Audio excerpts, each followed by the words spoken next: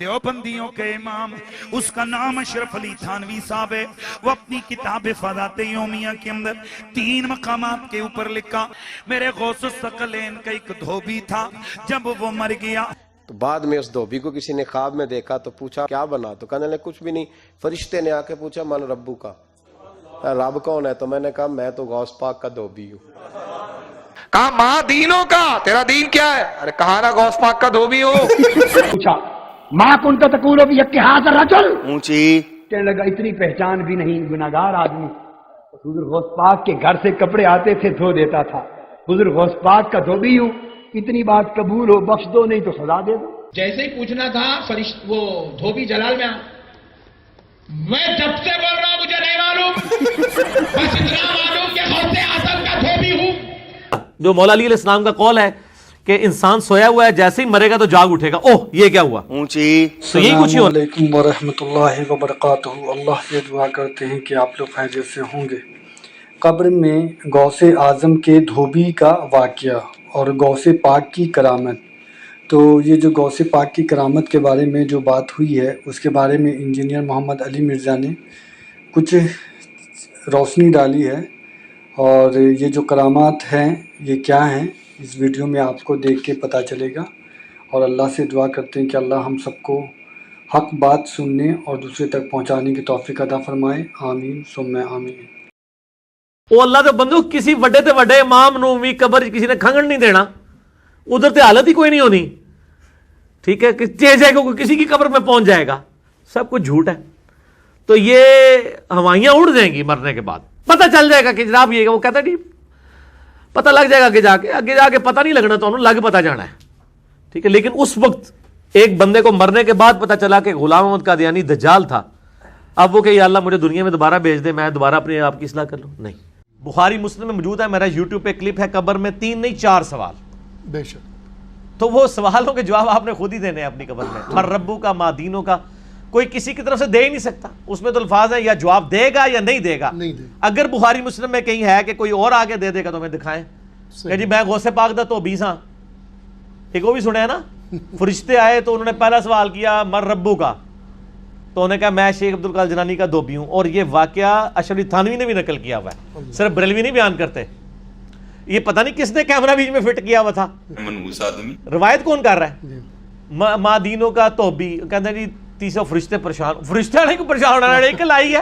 بخاری مسلم میں الفاظ ہے جب تینوں سوالوں کے جواب نہیں ہوں گے نا تو فرشتے پوچھیں گے تو نے یہ سوالوں کے جواب کیوں نہیں ہے؟ وہ کہیں گے میں وہی کہتا تھا جو لوگ کہتے تھے. تو فرشتے کہیں گے تو نے خود علم حاصل کرنے کی ضرورت مطلب کیوں نہیں کوشش کی؟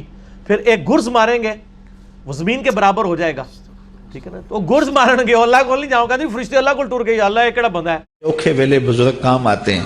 وہ بندہ تسی میرے والے کر دو نا، فرشتے تو چھڑ دو. فرشتے تو سرما بنا کے رکھ دیں گے ہوتا یار نہ کر. تو اللہ نے کہا نہیں ٹھیک ہے، انہوں بخش دیتا گیا. غوث پاک کا دھوبی کیا، نبی علیہ السلام کا دھوبی بھی ہو، وہ بھی اپنے مال کے مطابق اٹھایا جائے گا. بخاری مسلم میں الفاظ ہے مدعم نامی ایک غلام تھا نبی علیہ السلام کا، اونٹ کا کجاوا کستا تھا، آپ کو وضو کروایا کرتا تھا. غزوہ خیبر کے موقع پہ ایک نامعلوم تیر لگا، وہ شہید ہو گیا. صحابہ نے کہا بڑا خوش نصیب ہے شہید ہوا ہے. آپ فرمایا تم اسے شہادت کی خبریں اور یہ سنا رہے ہو، خوش نصیب ہے؟ اور میں دیکھ رہا ہوں کہ اللہ تعالیٰ نے اس پہ آگ کی چادر ڈال دی ہے، جو اس نے مال غنیمت کی ایک چادر چوری کی تھی. تو اسی غوث پاک دے تو بھی لے کے بیٹھے ہو. اوکھے ویلے بزرگ کام آتے ہیں. اور کوڑ مارنے بند کر دو. اور بخاری مسلم کے الفاظ ہیں، مشکات میں بھی مال غنیمت میں چوری کے بیان والے چیپٹر میں آپ کو حدیث مل جائے گی. صحابہ کہتے ہیں اگر کسی نے ایک رسی بھی اٹھائی تھی نا، وہ بھی اس نے بیت المال میں جمع کروا دی. یعنی لوگوں نے کہا یہ رسی ہے نا، اس کی خیر ہے اٹھا کے لے. یہ صحابی میں فرق ہے اور عام آدمی میں. جب ان کو حدیث پہنچتی تھی فوراً توبہ کرتے تھے. یہاں لوگ پورے پورے پلاٹ ہڑپ کر جاتے ہیں لوگوں کے.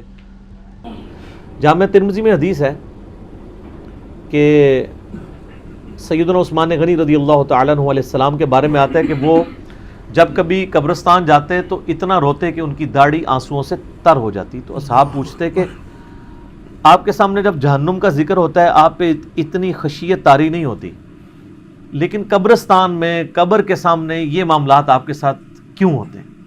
تو انہوں نے کہا کہ میں نے نبی علیہ السلام سے خود سنا تھا کہ قبر آخرت کی منزلوں میں سے پہلی منزل ہے، جس کی یہ منزل پھنس گئی اس کی اگلی منازل مشکل ہو جائیں گی، اور جس کی یہ منزل آسان ہوئی اس کی اگلی منازل آسان ہوتی چلی جائے گی. یہ وہ شخص کہہ رہا ہے جسے 3 دفعہ جنت کی بشارت ملی ہوئی ہے. ہمارے پاس کوئی جنت کا ٹکٹ نہیں ہے اور ہماری بے پرواہی اپنے عروج کے اوپر ہے. اسی کو پنجابی میں کہا جاتا ہے نا، عقل نہ ہوئے تے موجیں ہی موجاں، عقل ہوئے تے سوچیں ہی سوچاں. جسے عقل نہیں ہوگی وہ موجیں مارے گا کیونکہ اسے پتہ نہیں ہے نا، لیکن جسے عقل ہوگی وہ سوچے گا کہ یار یہ معاملہ تو بڑا خطرناک ہونے والا ہے. صحیح بخاری میں حدیث ہے، نبی علیہ السلام نے فرمایا آپ ایک جگہ سے گزرے، کچھ اصحاب آپس میں یعنی ہنسی مذاق کرتے ہوئے ہنس رہے تھے، تو آپ کھڑے ہو گئے. آپ نے فرمایا جو کچھ میں جانتا ہوں نا اگر تم جان لیتے تو بہت کم ہنستے، زیادہ رویا کرتے. بہت سیریس کیس ہونے والا ہے. صحیح مسلم میں حدیث ہے، آپ علیہ السلام فرمایا میں نے ارادہ کیا کہ میں اللہ سے دعا کروں کہ تمہیں عذاب قبر سنوا دے. دکھانے والی تو کہانی ختم سر، سنوا دے. لیکن مجھے ڈر ہوا کہ اگر تم نے عذاب قبر سن لیا تم اپنے مردوں کو دفنا نہیں چھوڑ دو گے، ایسی خشیت تم پہ طاری ہو جائے گی. لیکن یہ اللہ تعالیٰ نے سب کچھ پردے میں رکھا ہوا ہے سر. صحیح بخاری میں حدیث ہے کہ میت جو ہے وہ چارپائی پہ کلام کرتی ہے. نیک میت کہتی ہے مجھے جلدی جلدی میری جگہ کی طرف لے چلو، اور جو بری میت ہے وہ چیخو پکار کرتی ہے کہ مجھے کہاں لے کر جا رہے ہو. اور نبی علیہ السلام کے الفاظ ہیں صحیح بخاری میں کہ زمین و آسمان کی ہر مخلوق اس کی چیخیں سنتی ہے سوائے جنوں اور انسانوں کے، کیونکہ جنوں اور انسانوں کو اللہ تعالیٰ نے غیب کے پردے میں یہ چیزیں رکھی ہیں نا، اسی کے اوپر تو جنت ہے. ان الذین یخشون ربهم بالغیب لہم مغفرۃ واجر کبیر. جو لوگ بن دیکھے اپنے رب سے ڈرتے ہیں ان کے لیے مغفرت ہے اور اجر کبیر ہے.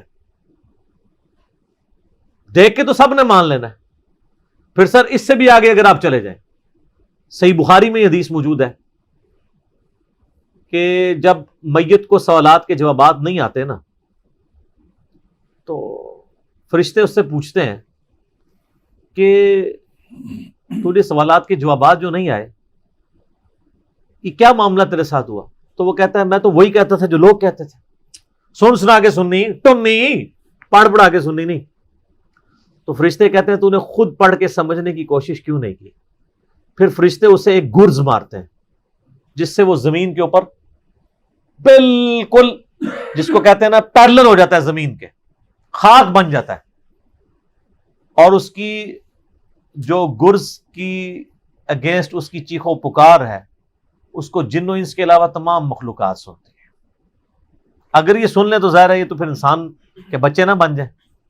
یہ اللہ نے ہی پردہ رکھا ہے، ورنہ تو آپ بڑے بڑے بزرگوں کو دفنا کے نکل رہے ہو نا، ان کے پردے جو ہے نا وہ جنازہ یعنی اس قبرستان کے گیٹ تک پہنچتے ہوئے ساری بزرگی کھل گئی ہو، دلال کی بات پیچھے سے آ جائے یار نہ کر.